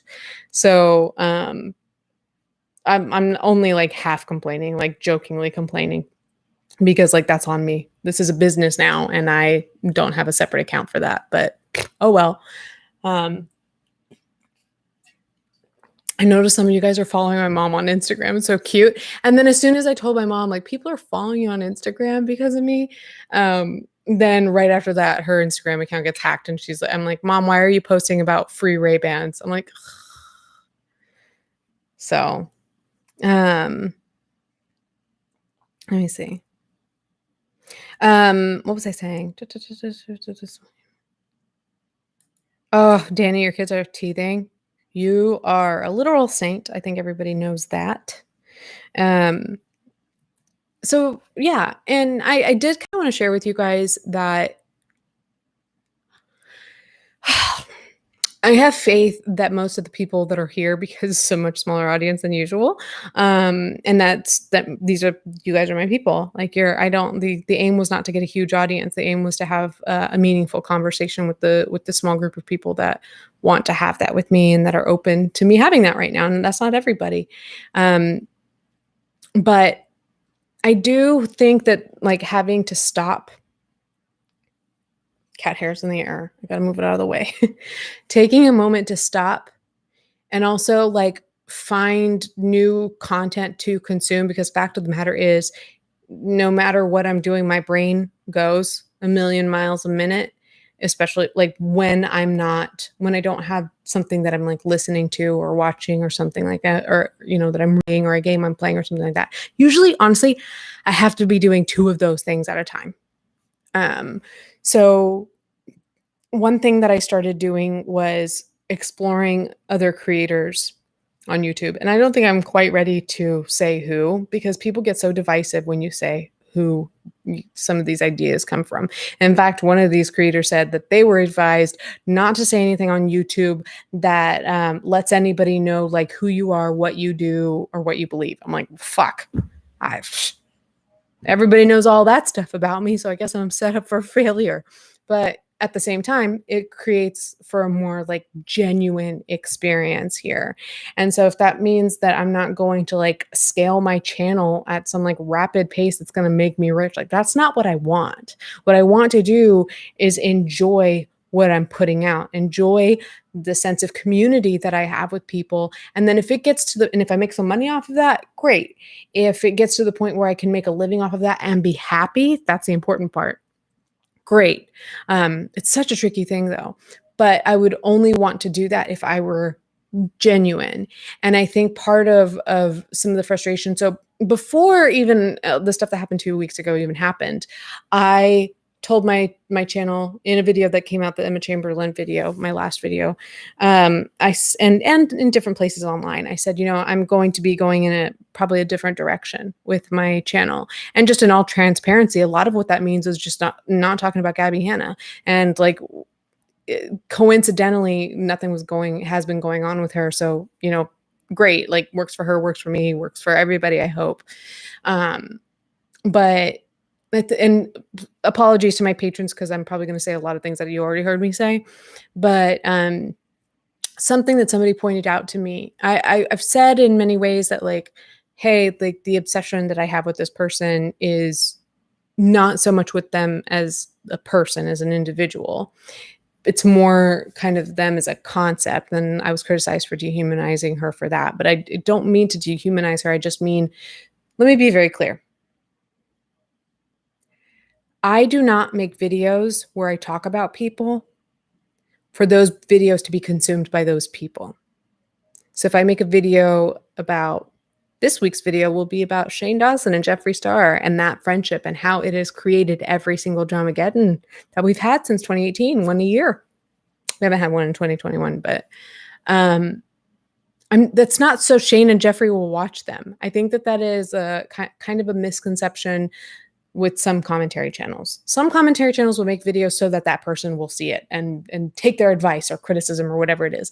It's not, it's more like, let's have a conversation around these behaviors so that we can also examine our own behaviors in relation to them. Have you been in this place where you've done something like this? Has somebody done this to you? Do you kind of do these things? Like, how do we sort through these?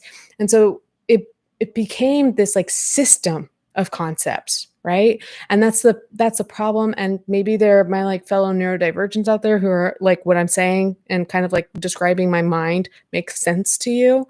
Or to not people who are, I don't want to say neurotypical, because that, the internet gave that a nasty connotation, but just those who are not neurodivergent.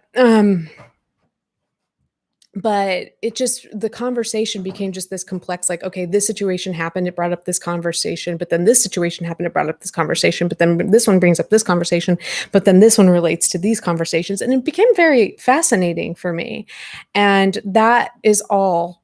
And I also made a joke that I will not apologize for, just so you know. So if you want to hate me, cancel me, go for it. I don't care. But I did make a joke in one BAP, and I knew what I was doing when I was going into it. But I joked that I made kind of a Mean Girls reference, and I said, maybe I have a big fat autistic crush on Gabby Hanna. And to my audience members that are autistic or who know autism well, they know what I meant by that. That I believe that I have had, not so much these days, not now that I've taken a breather from her, but like in terms of just like the content that I was consuming and talking about on YouTube was very hyperfixated on Gabby Hanna. I did find these situations to be pretty fascinating. It's not even because of a vendetta. I know that some people like to come to like my defense and be like, well, Hello Alicia was targeted by her last year, blah, blah, blah. It really wasn't even about that. It was really just each conversation led itself to another one. And you might also see the same behavior if you look farther back in my history to around April of 2020, when I was talking about Anthony Padilla and Mikey and the infamous eye roll. I made like too many videos about that in a row. I think I made like 3 or 4 videos in a row about that situation. And it was because I was engaging with all the comments. And so each time I would read the comments and talk to people about in the comments, then it would bring up another conversation. And we'd kind of like dig a little deeper into the situation and then make another video where I'm like, oh, let me address these things that came up in these conversations, until people were like, shut up. This is the sad and embarrassing and harsh way of YouTube, is that like it's very like all at once people will tell you, shut up, we don't care. And then it's embarrassing, and then you learn you need to stop. that may be one of the ways that reality kind of like hits you and until you listen. So it's kind of more or less the same thing. I'm not going to apologize for making a joke of a hyperfixation and kind of like tongue-in-cheek calling it an autistic crush. Like, if you can't, It's one of those things where I have a lot of the people who really try to come for me are not the people who identify with what they're white knighting for. But whether you are or not, I mean, can we not just poke fun at ourselves? That was a joke about myself. Can I not just poke fun at myself a little bit, like in a way that's pretty damn innocuous? Please, come on. If we're gonna take ourselves that seriously, and that's the thing is that I don't. If I were to come here, like my apology that I gave 2 weeks ago, sincere, it stays as it is. Like I said, do not diminish the necessity of it. I'm not talking about that. But if I were to come on here and be like, oh, somebody said that I shouldn't have said autistic crush, I'm going to apologize. I want to apologize to you guys for that because that was insensitive or because one person got hurt or something like that. And take every single criticism, particularly that these channels smaller than me are taking. I'm not saying that they're in the wrong. I'm saying that that is not me. So there are some commentators that are smaller, that are channels that are smaller than me that like to make videos about me. And I don't take issue with that at all. I'm probably not going to consume it. But if you take issue with my behavior and you want to talk about it just the way I just described that I do or have done on my channel, do it. That's fine. My thing is that I believe that I don't hold people to standards that I myself don't hold myself to. So, here with this recent situation, one thing that people have said is like, oh, what a hypocrite you are. It's like, well, where? How? Depends on how you define it. If you're saying that I have criticized people for the exact same thing that I did, that's not true. If you want to broaden it to be like, oh, you can't criticize somebody because you've done something wrong in the past, well, then that's not realistic. So just being cognizant of like the standards you hold others to relative to the standards you hold yourself to. If those are consistent, then I think, there are so many ways to determine whether or not what you're doing on YouTube is good or bad. But with some of these people who criticize me, the smaller channels that talk about me, some of them hold themselves to those standards. So I'm not mad. Like if they want to say that like, oh, I lost, she loses her temper on Twitter and she's like used the word bitch before and she's like the things that I've done. Like there have been times where I'm like, shit, they called me out and they're right. But at the same time, like I don't think that I am ready to cater to people to that degree. So in some ways, like these people who are critical of me and they hold themselves to the same standards that they're holding me, great for them. In some ways, they are better than me, like genuinely, legitimately. But I want to find a nice way to say this. That's not who I'm trying to be. And so I think I found myself at this crossroads where when I did want like address the situation sincerely, sorry, I just got distracted because I was like, is this Atticus trying to get in that litter box that is stuck that I need to fix? While kind of assessing how genuine I'm being in this apology and how I'm really dissecting it and looking at it and feeling towards it. No, I'm not putting all of my thoughts out into the world. I don't think that's necessary. I don't think that's helpful.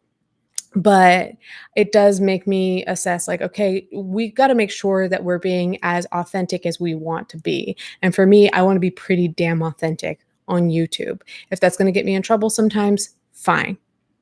But at least I got in trouble for being me and not getting in trouble because I was doing this performative act for the people because I want people not to criticize me. You know what we do here on YouTube, it's funny, I heard somebody say, you're either here to educate or to entertain. And I do believe that we can do both. So I did have this written down. Producers, when I said I thought I had some notes written down, I knew I had these thoughts written out somewhere. I didn't even bring that notebook in here with me. So I was going to try to come off the tippy. I do believe that what we do on YouTube is it can be educational to an extent and it can be an art form to an extent. It can be both, but it should be one or the other. And you should be consuming it for one of those reasons or the other, because you're either entertained by it or you're being educated by it. If you are watching me and you're giving me hours of your life just because you hate me and you just want to revel in how much you hate me, or this goes for anybody watching anyone, like really seriously consider how much you're looking after yourself. But, um, you know, to a degree, because we are here to entertain and educate, they said there's a performance element to what I'm doing. I'm not going to deny that. There is a way that I present myself to you so that you consume me the way that I want you to. And I want that to be pretty damn authentic, but you're not going to hear from me the way I talk to my best friend, the way I talk to my family, the way I talk to my closest circle of friends. And like, be realistic. Do any of us talk the same way when we're one-on-one with the people we trust the most versus when we're in these other circles? Of course not. That's called compartmentalization. But I do want to be true to the words that I put out on this channel. And that's going to be YouTube, or my audience, or the public has kind of tried to put me in the couple of different boxes that just like in general people kind of fall into naturally, does not always fit how I feel inside. And so I just want to kind of like brace my audience and let y'all know that like I'm going to be trying to listen less to what I think I'm supposed to say and regurgitate what I'm supposed to say, and give you more of what I actually believe.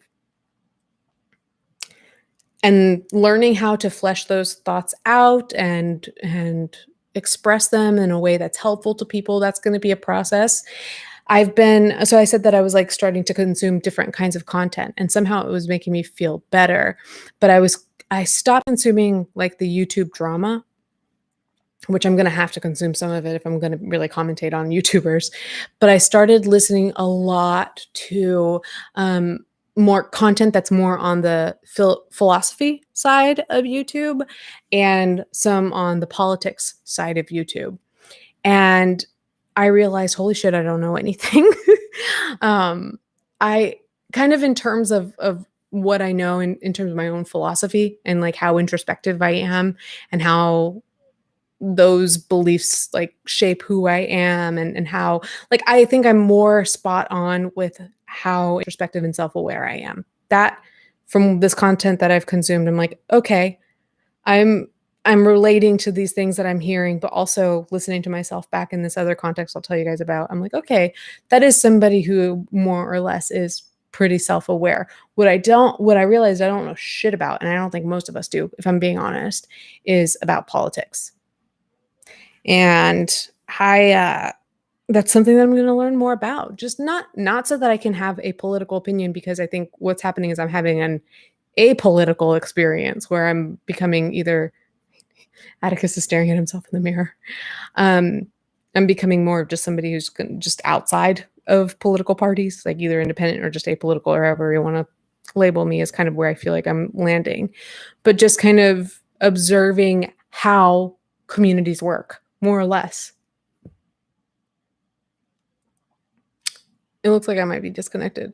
How long was I talking while being disconnected?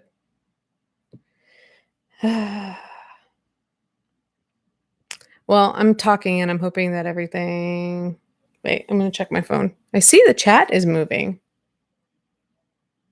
I'm going to check my... I don't know. I'm good. Okay, thank you, Melissa. Thank you so much. So what was I saying? Yeah, just really like listening to people who are just really well versed in certain things, and like learning like why people do what they do. Like I have said that before. And in fact, what I was alluding to was the Bold Bitch podcast by Gia Goodrich. I was on her podcast, and all this shit blew up in my life right at the time that I was supposed to be, like right at the time that she was releasing the first. I did a 2-parter with her. So she released the first episode while I was dealing with this. I just could not, like, it wasn't the time for me to promote that. But I do want to like put a clip from it on the next video. So I'll probably add that to the end of the next video. But yeah, like I did say something about that there, where I just like, I love to pick apart people and try to understand why they do the things they do.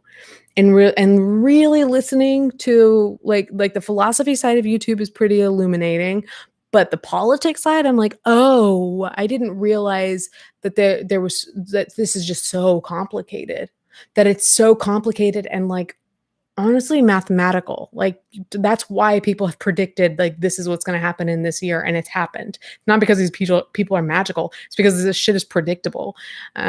So that's me kind of dumping a little bit of that onto you guys. So I don't want to get too into that, but it's really, I think for some reason, it's been really calming for me to just like learn more, to expand my mind. And maybe at the very least, I felt like I was feeding myself like a better like mental diet, more or less. Um, so wait, why is this because a reason that Ambren is your favorite? You're not watching Ambren. Read Neely's super chat before she has a bitch fit. Yeah, sure. Like, let me stop my very complex thought in the middle of it. No, it's fine. I was looking for a place to stop. Was just wondering, says, thank you for being so open and honest. It's refreshing and admirable. Oh my God, thank you for letting me be, because I get so nervous when I start to open up, but I have to do that. I got to be willing to take that risk. Thank you. Alistair says, happy that you are 9 years sober, but I'm disappointed in you from 2 weeks ago. I expected better from you. Need time to trust you again fully. That's totally fine. Thank you for the donation, for saying that. Neely said, getting to know you and forming a friendship with you has been such a privilege. You're trying to get me. Has been such a privilege. You've had a tough year. Watching you go through this has been hard, but you're so strong, and we're all so proud of you. Congratulations. Thank you. Thank you, Neely. And the reason I just might seem like kind of blank is just because how much when you start to get close to people online to the point where you consider them your friends, and then, like I said earlier, like just worrying all the time that like, do my own friends hate me? And like to some extent, like no, none of my friends hate me, but like some of them are disappointed in me, or some of them just don't know how to deal with the stress or something. So like, thank you, Neely. Thank you. Soap and Clay says, I'm glad your return to the internet has been positive tonight. I think your apology was to the point. Thank you. I hope other creators don't make 50 videos on your shortcomings to continue to get views. You know what? Let them. Thank you so much for that message. Let them. I think that sometimes like I've taken some of this time too to kind of analyze why I think people have taken, and I'm not talking about the apology 2 weeks ago. Again, I was already getting criticized before that for like the type of content I was making. There's one small creator that I've heard like I need to give an apology to, and I don't know what the fuck for. And like there are some criticisms out there, and I'm wondering like I have to pick apart why some of these, and like why am I getting criticized for things like talking about a certain creator too much when there are other people in the same genre as me that are actually behaving in ways that are deplorable, or maybe I just don't understand why this is deplorable, you know, like trying to understand why. But I do think that part of this has been people viewing me as something that is not representative of what I am, and it's up to me to change that narrative, right? Also, by the way, that was a really huge donation, so Pink Clay, thank you so much. But I do think that there is there's this like certain like high standard, moral standard, this level of perfection that I think some people have either held me to or think I hold myself to. And to be fair, I'm not sure. Like the data's not all in yet, but I do think that like baby commentary channels that give insightful commentary are probably all going to go through that at some point.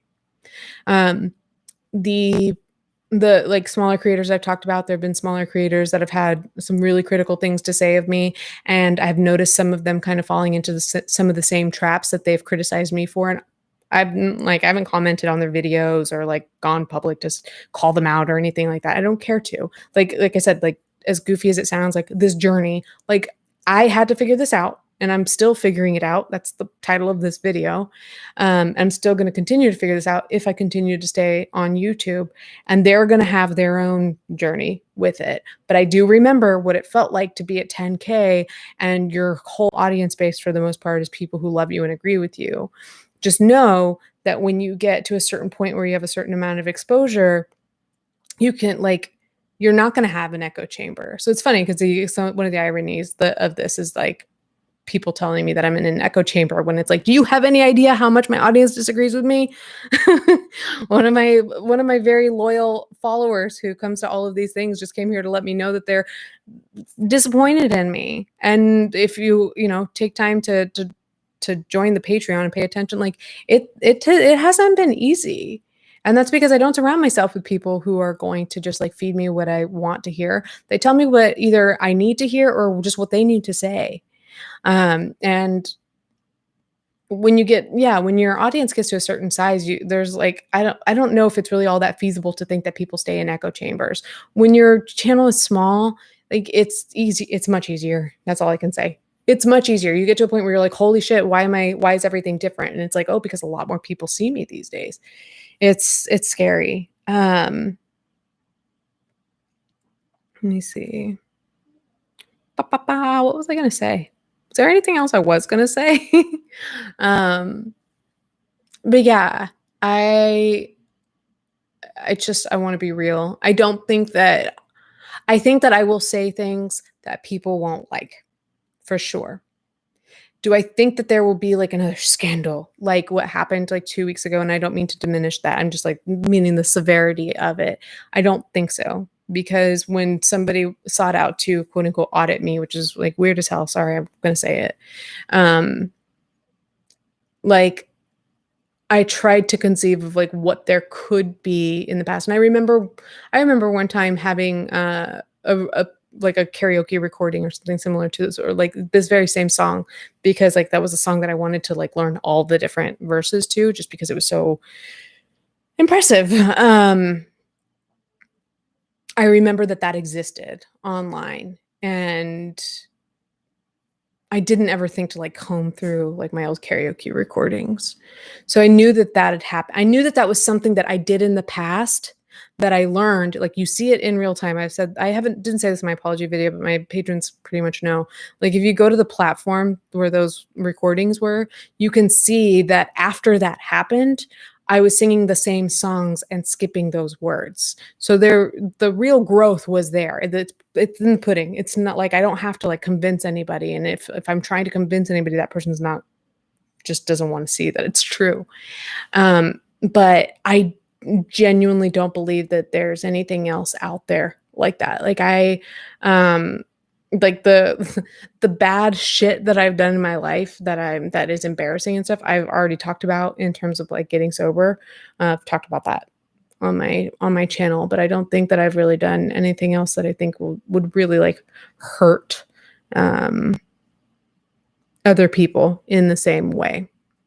So I'm not worried about that happening again, just so you guys know. And I don't know if that like what that means to you guys. I think that if I were in this position, I would be like, okay, is this just like the start of the skeletons in your closet? Like, is this thing like bursting at the seams and like we're just getting a taste of it? No, I can tell you with a really like high measure of confidence that that's it. And I'll just be totally honest with you guys. In fact, I think when this whole like auditing thing happened, I talked to one of my internet friends. I'm not going to call them out by name, but I talked to you about this. And I was just like, yeah, like, I don't even know what these people are going to like, they're going to spend all this time trying to find like what I've done in my past. I've like wrapped along to slurs and learned later that I shouldn't have done that. And that might exist out in the world. And so that friend, if it ever comes to the point where we have to talk about that, can attest to us having that conversation. And I was just like, that's it. And guess what was found? So the reason I say this is because, again, if I were in the audience, I would be like, that was disappointing, but is this the beginning or the end of that? And while I don't think that's the end of my disappointing people, I think that is the end of like scandalous things from my past.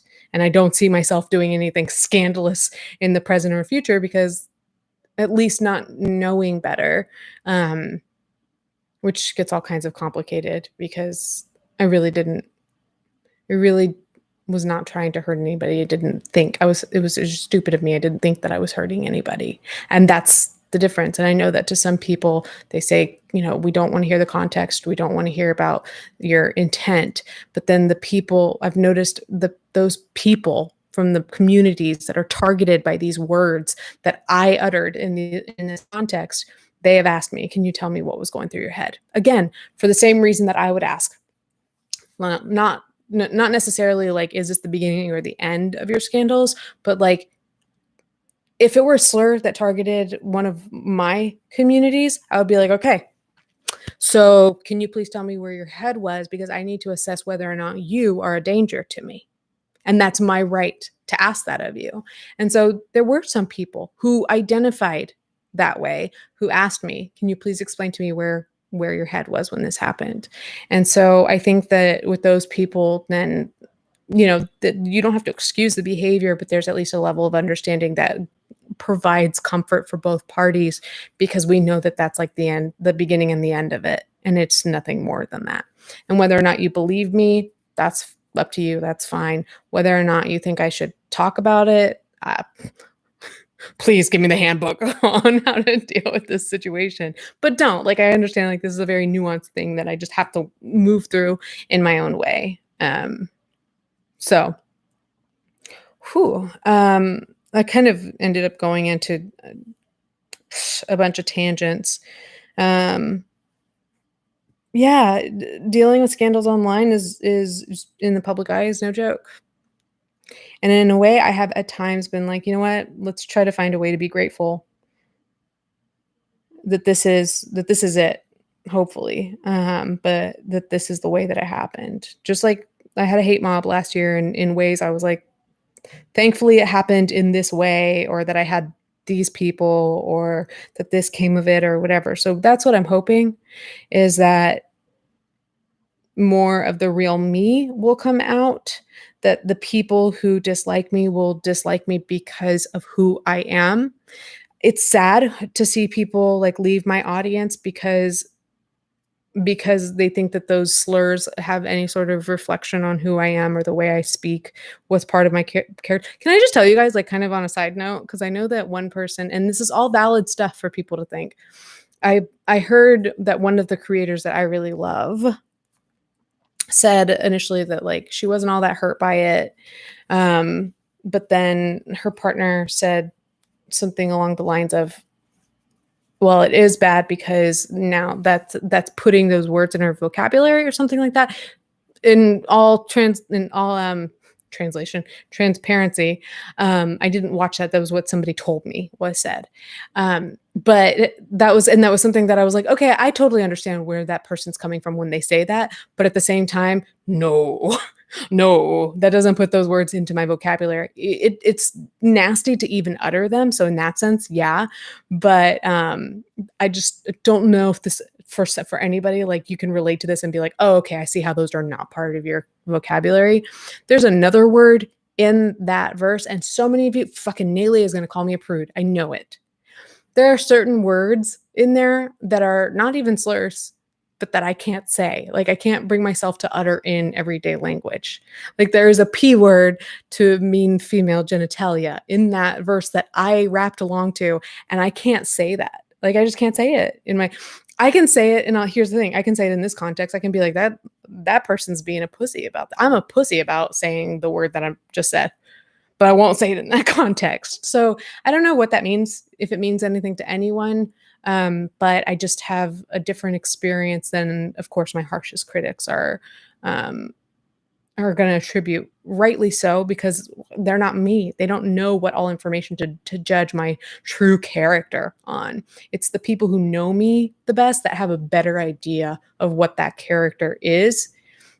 and whether or not that aligns with these ideas that those behaviors are some sort of indicator of bad character.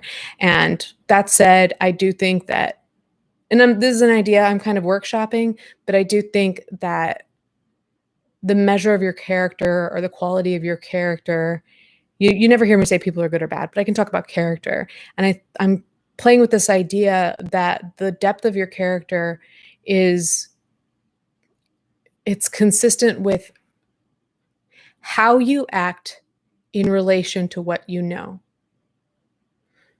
So that's where I think a lot of my criticism is going to come from, if, depending on how critical I am of people moving forward, but it's going to be like, did you know better? That's what I really want to know.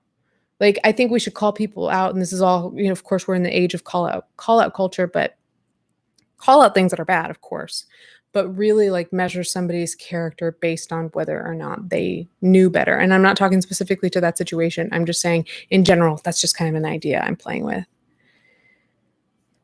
So, I can say that word, Sajak. There are just some words that I can't. That there are some words that just I have a really disgusting reaction to, and those slurs are included. They are very much included in the words that just really just make me uncomfortable. Thank you, Lauren. The person's partner said that they don't rap those lyrics because it will be in their vocabulary even when they are alone. So they didn't say it specifically at me, but it's still a valid point. Thank you for clarifying, because then that clarifies that person was talking about themselves. But it's just one little thing that I want to clarify, that is like, yeah, I do see where you're coming from, but I don't think that is I don't think I relate to that person in that same way. But then at the same time, like, how are we interpreting that? It all depends. So, that's weird as hell, but you still love me. There you go. I don't like it. I'm not the only person who doesn't like it. And with that, I'll leave you with, I know some of you guys are going to be really uncomfortable when I say the word moist. So that's that. I'm hearing the 8 p.m. bells. I'm hungry as hell. Oh, I hate the word panties too. Sometimes Jake and I will say that just to laugh. Panties. That's such a dumb word. I hate it. Pantaloons. That's cute. Make sure to like the video. Thank you, Jazz, for asking people to like the video. We all hate the word panties. Can we all agree on that? I'm going to put out with merch. I'm going to put out merch that just says panties on a t-shirt. Like, it's got the whole irony layer and all of that. But yeah, if you wouldn't mind taking a moment to like the video, we got all kinds of emotional here. I want to double check. And yep, looks like I got all my super chats. Thank you guys to those of you who donated and shared your thoughts with me. I'm not going to give you a long-winded outro. You guys know how to find me. All of my social medias links are in the description, as well as Patreon. My Depop is also there, although, as I mentioned earlier, this is not my dress, so it won't be there. But I will be, I need to put together just like some fashion boxes. So if that is something that you're interested in, please get in touch with me because I need to get rid of some of these clothes. But yeah, I'm so glad. Thank you guys so much for bringing me back, being real with me, being supportive, just being lovely people. Yeah. You guys are just wonderful. Thank you so much. I was an anxious wreck, and now I feel better. All right. I've got to work on getting to this video, which has to be, by the way, I mentioned Shane and Jeffrey. It's going to happen to be sponsored, but the sponsored segment is not going to be long. It's just, I racked up sponsors right before the situation where I went away for a couple weeks. So now I have to, you know how that works, sponsor things. Fashion boxes elaborate. Just reach out to me however you can if you're on Patreon, like, you can DM me, or you can try to reach me on Instagram DMs. But I literally, for one of my friends back in high school, will like throw a shit ton of clothes into a big box for her, and she'll pay me $200 plus shipping, or we can do smaller. But that is something that we do. I don't want to miss the super chat from Alistair. I know it was your past, but I didn't think you would say that. I think that's what hurts most. I didn't think you were the kind of person to say that stuff. I hear you, Alistair. I don't want this to get like all kinds of like uncomfortable for the chat. Those aren't words that I say. I understand if you are uncomfortable with it, even if it's in that capacity, and if you want to talk to, like you and I DM, so we can talk about it. Yeah, just sponsor things. So yeah, check that video out. Hopefully it'll be up Thursday. As long as my computer works with me. I'm gonna be working on that tonight. So I love you guys. Thank you. I'll talk to you later. Bye.